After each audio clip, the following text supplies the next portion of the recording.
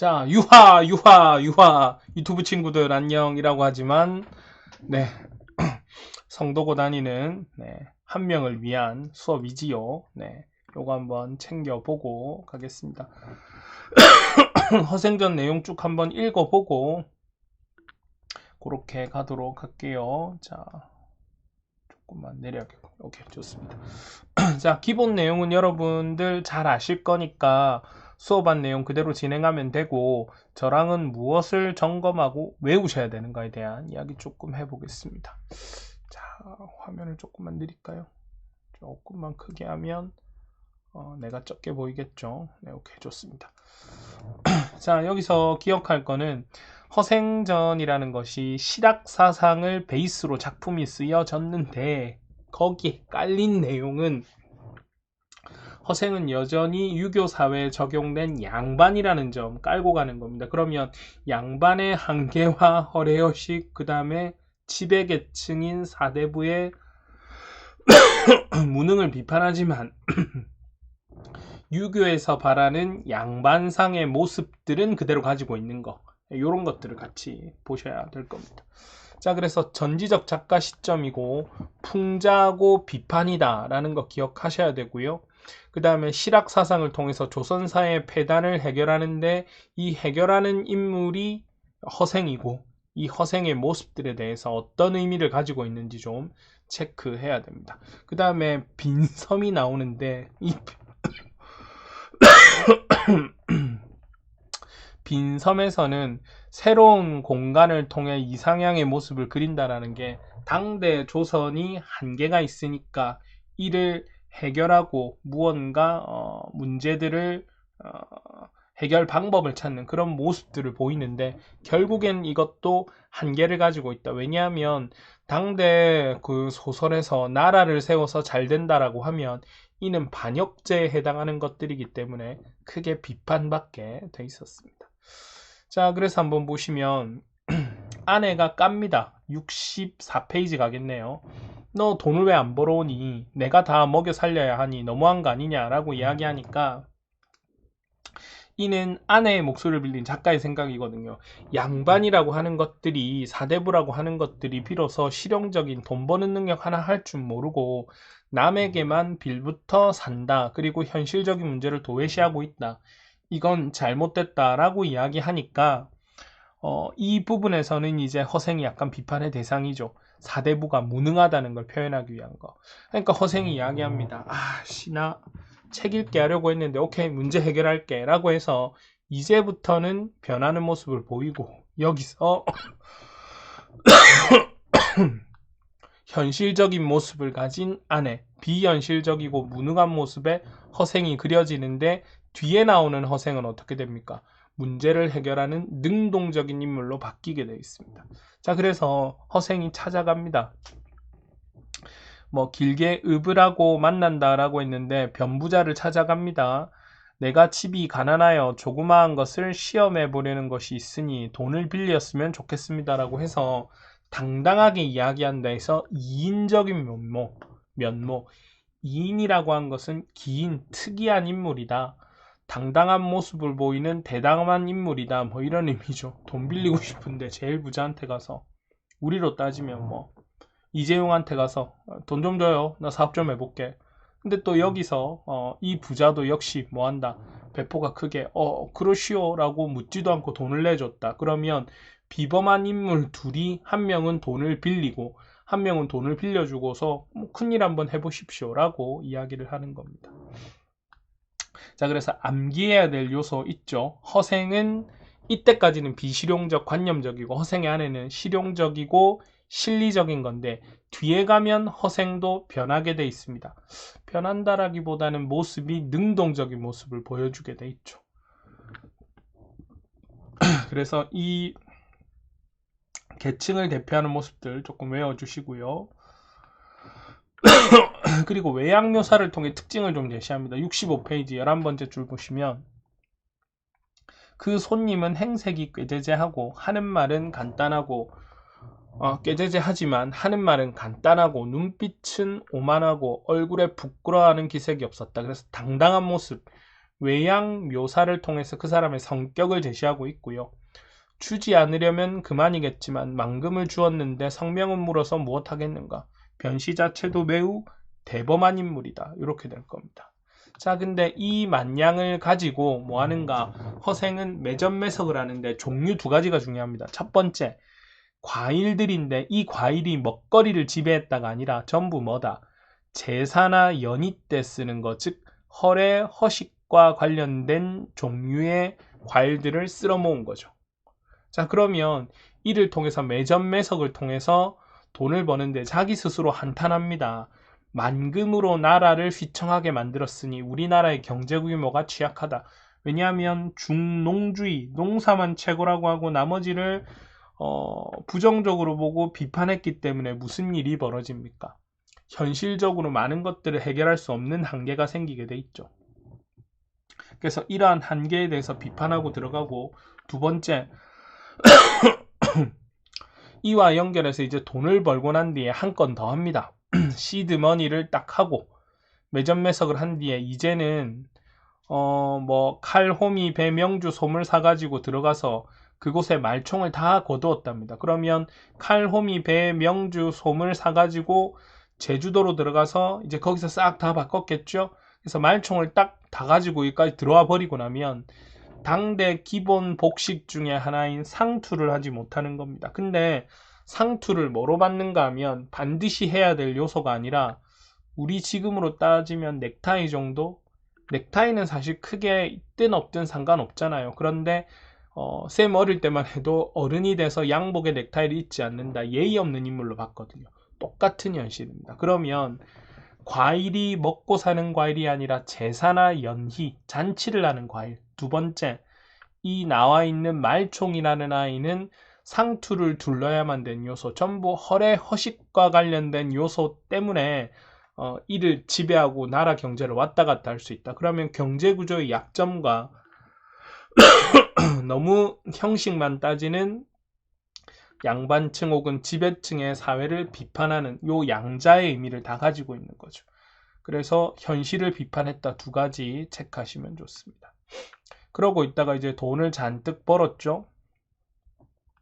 그러고 있다가 갑자기 여기서 뭐 좋은 곳이 없습니까? 라고 뱃사공에게 물어서 뱃사공이 이렇습니다. 라고 좋은 공간을 제시했습니다.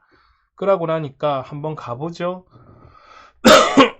땅이 고작 천리가 못 되니 무슨 일을 할 수 있겠는가 했는데 섬의 규모를 아쉬워한다는 것을 좀 확장하면 여기도 나와 있지만 조선의 한계도 이야기하는 겁니다. 우리가 물론 삼천리, 화려강산 이렇게 나오는데 땅이 천리가 못 된다. 꽤 큰 규모인데도 여기에서는 뭘 다 할 수 없다. 그럼 조선도 똑같다. 더 크고 더 넓고 그러한 모습들 크고 넓고 많은 것들과 교류하는 발전적인 모습들을 보여야 되는데 그게 아니라 뭐 한다? 땅이 너무 작아서 한계가 있을 것이다. 그래서 어떤 조선의 한계 더불어서 조선이 커지려고 하면 좀 더 넓은 곳과 만나야 된다는 이야기. 이는 역시 뭐 할 내용? 암기할 내용이죠. 그래서 땅이 작아서 아쉬워한다는 것은 결국 자신의 이상의 한계가 있다는 건데 조선의 경제 규모의 취약성 그리고 그 규모의 소규모로 인한 비효율성 이런 것들을 좀 아쉬워하고 더 커진 즉 규모의 경제를 추구하는 의식이다. 뭐 그렇게 보셔야 될 겁니다. 자, 그 다음에 여기서 유교적 사상 베이스 하나 튀어나옵니다. 암기하는 요소인데 텅 빈 사람이라고는 없는데 누구와 함께 삽니까?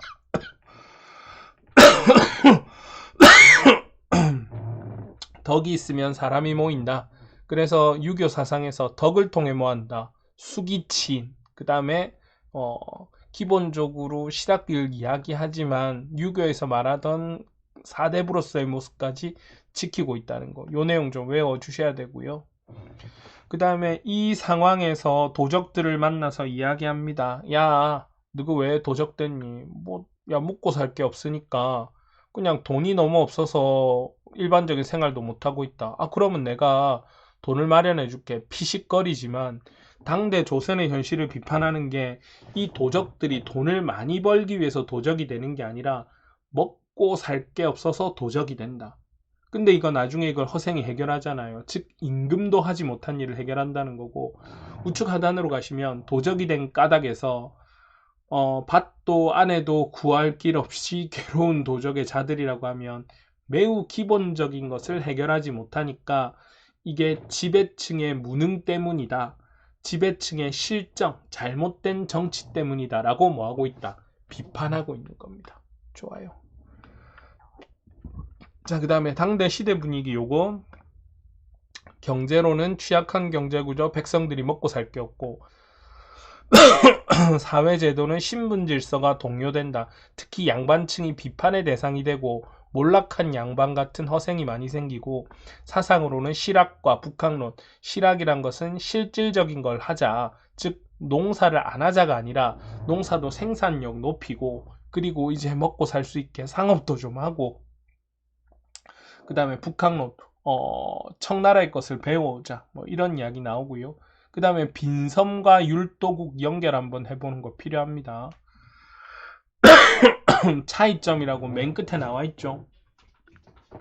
허생전은 이제 수평적인 어떤 공동체 이런 걸 원했고, 율도국은 왕이 있는 또 하나의 공동체였는데, 이 홍길동전은 더 위험한 거였겠죠. 아예 왕을 설정했으니까. 자, 그러다가 나중에 보시면 이 부분, 그리하여 도적들이 돈을 짊어졌으나 사람마다 백금을 넘지 못했다. 이거 그냥 뭐 사람이 질 수 있는 게 한계가 있다라고 생각하면 되는데, 여기 자습서에서는 제시한 게 뭐다? 굶주려 있어서 돈을 많이 짊어지지 못했다. 이런 건 문맥으로 모르는 거니까 외워야 되는 거죠. 이런 것들은. 백금을 넘지 못했다. 굶주린 백성이다. 뭐 이런 거 나오고요. 그 다음에 어디로 가는가 하면 식량을 배축해 두고 장기도로 가서 팔았다. 해외 진출 사상 요거 체크해 두시면 되고, 기본적으로 나라를 세우려고 하는데 문자 의관 제도는 확실한 건데, 중요한 것은 여기서 문자 의관 제도를 그냥이 아니라 새로이 제정한다, 정비하려고 하니까 나라를 조금 바르게 바꾸고 구조나 사상을 바꾼다 해서 무슨 사상? 실학사상이 반영돼 있다. 그래서 이 부분이 유교적 정서가 아니라 실학사상의 반영이란 거 꼭 외워주셨으면 좋겠습니다. 체크해보시고, 뒤에 보니까 스스로 자신도 한계를 가지는 게 양반 식자면서 무언가 글을 아는 사람들, 즉 식자층들이 문제를 일으킬 수 있다. 이에 대한 비판 요소다. 그래서 글 아는 놈들을 모아라. 전부 싸그리 데리고 나오너라 하는 비판적 의미를 깔아두게 됩니다. 자, 그래서 이게 한계 보이고요. 자기도 양반의 지식인인데 그런 사람들을 함께 까니까 자기 모순에 빠질 수 있다는 이야기고, 또 하나 자기 모순적 태도는 그러다 나중에 자기한테 뭐 돈을 어떻게 한다, 재물을 어떻게 한다 이야기 나오니까 재물을 통해서 문제를 해결하고 좋아지고, 재물을 통해서 자기의 빚도 갚게 되고 뭐 이렇게 됐는데, 이거를 부정적으로 보는 이중적인 모순이 나오는 겁니다. 그래서 기본적으로 실학을 베이스로 두고 있지만 사대부의 정체성을 가지고 있어서 나오는 한계고, 여기서 이 부분 외워주셔야죠. 부를 얻었음에도 정신의 살찜을 중시하며 장사치로 여겨지는 것을 불쾌해하고, 그 다음에 사대부의 모습을 지키고 하고 상업이 필요하다 해놓고는 결국 산농공상, 즉 선비가 최고고 농부가 그 다음이고 공업과 상업은 낮게 보는 모순적 형태가 나타나 있습니다. 자, 그 다음 뒤로 넘어가 볼게요. 늙은 할미 나오는데 이거 무조건 암기 요소 중에 하나입니다. 할머니가 허생원 댁이 어떻게 지냈다는 걸 대화를 통해 쭉 줄여놨죠. 그래서 뭐다? 대화를 통한 압축적 요약적 제시. 대화를 통한 압축적 요약적 제시. 이걸 누가 한다? 늙은 할미. 보시면 되고요. 그 다음에 내용 쭉 가다가 변씨가 어떻게 질문합니다. 돈 어떻게 벌었어요? 이걸 통해서 허생의 가치관 그리고 삶을 이야기할 수 있는, 어떻게 보면 매개자 혹은 이야기를 하게 하는 조력자의 역할을 하게 돼 있는데, 여기서 보면 조선이란 나라의 한계, 유통구조 이야기를 통해서 허생의 가치관을 드러내주는 계기가 되죠. 그래서 이 부분도 암기가 필요하죠. 제가 암기하라는 건 덮어놓고 암기하거나 혹은 옆에 가로를 보고 암기하라는 게 아니라 문맥을 통해 파악하지 못하는 요소들, 평가나 내용이 붙었을 때 추가되는 요소들, 이런 걸 점검하라는 이야기입니다. 꼭 체크해 주시고요. 그 다음에 사재기 방법 비판하는 거 쪼롬이 나오고, 근데 이제 운명론적 가치관 조금 나오고, 요거는 그대로 보시면 돼요. 자, 그런데 위기 직전에 보면 변씨가 탄식을 하고 돌아간다. 왜냐하면 조선이 이런 현실적 한계가 있다, 해결이 안 되는 게 슬프다, 혹은 이에 대한 해결 방법이 허생이 알고 있을 것 같은데 이런 사람이 아직 정치에 들어가지 못하고 있다, 이런 거에 대한 안타까움이죠. 그래서 변씨가 뭐다? 이 허생의 사고를 드러내는 계기가 되기도 하고, 이 실제 정치인들을 만나게 하는 계기가 되기도 하는 사람이 됩니다. 그래서 매개자 역할을 잘 하고요. 그래서 이완이 등장하는데 실제 이완은 실존 인물이다. 실존 인물.